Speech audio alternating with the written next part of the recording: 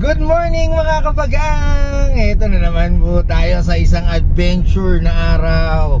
Araw-araw na lang, lagi na lang puro adventure. Pero doon tayo masaya, di ba? At eto pa guys, masyado tayong maraming pangangailangan araw-araw. Unang-una na ang kumita ng pera. Pero huwag niyong sanayin na pera lang ang magpapasaya sa atin, di ba? Kasi hindi naman talaga makukuha ang kasiyahan sa pera lang. Part na rin siya, pero hindi siya totally ang kailangan natin para kumita tayo, para maging masaya tayo. Okay na tayo kung kumita naman tayo ng maliit, kumita tayo ng malaki, maging masaya tayo sa iba kung sila nagiging successful. Huwag natin silang kainggitan, kasi sila yun eh, pinagtrabahuhan nila yun, pinaghirapan nila yun, kaya sila naging successful. Ngayon, tayo, hindi tayo dapat mainggit sa kanila, dapat ma-inspired tayo sa kanila. Dahil magiging inspiration natin sila. Paano sila naging, magtatanong tayo sa sarili natin, bakit sila successful, tayo hindi? Kasi baka meron lang kulang sa ginagawa natin, kaya hindi pa tayo nagiging successful. Pero kung makikita mo yun, mahahanap mo yun, well, pare-parehas tayong successful, di ba? O, walang masama doon guys. Basta tatandaan nyo, huwag kayong maiinggit sa kanila. Kung meron man kayong kamag-anak, kaibigan, kumpare, kumare, kapitbahay na successful, nakikita nyo silang successful sila, maging masaya tayo para sa kanila. Hindi tayo dapat mainggit, kasi yung success nila, uulitin ko, pinaghirapan nila yun, di ba? Hindi sila humingi ng tulong sa atin para maging successful sila. And guys, ito lang yung isang advice, okay? Kung meron tayong gusto, tayo mismo ang maghirap sa sarili natin. Huwag natin iasa sa kanila, okay? Huwag tayong humingi ng tulong sa kanila. Ang gawin natin, humingi tayo ng advice kung paano nila ginawa yun. Baka sakaling makapulutan natin ng aral, at yun din ang gawin natin para maging successful din tayo. Hindi lang sila, di ba? So yun, konting advice lang.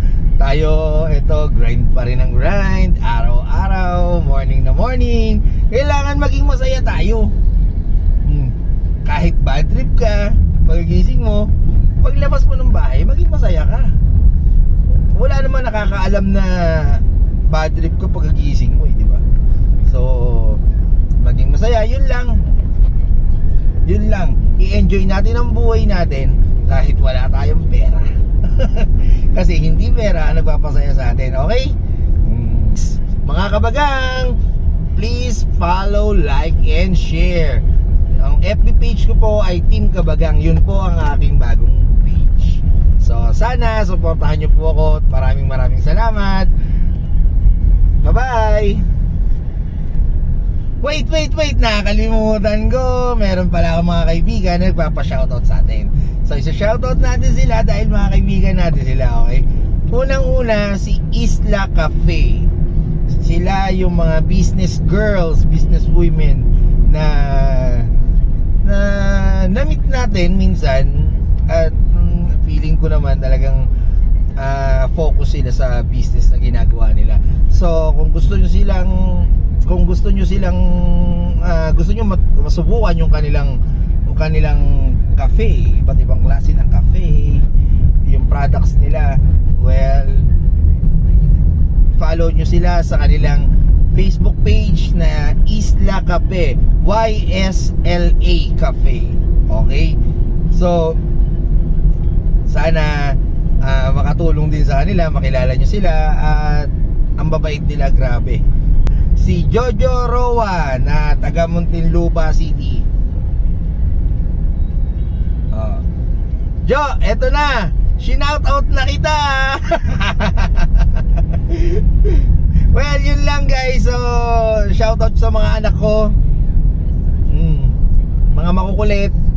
So sige, see you soon guys. Gagawa tayo ng bagong video. Magugulat kayo kasi ganito. Ganon magulat. So kita-kita tayo ulit ha. Please follow, like, and share Team Kabagang guys. Bye-bye. At syempre yung mga tropang Kubo, too many to mention, tropang Isabel, yan. Mga kaibigang tunay natin, rock and roll lang tayo. So guys, that's all.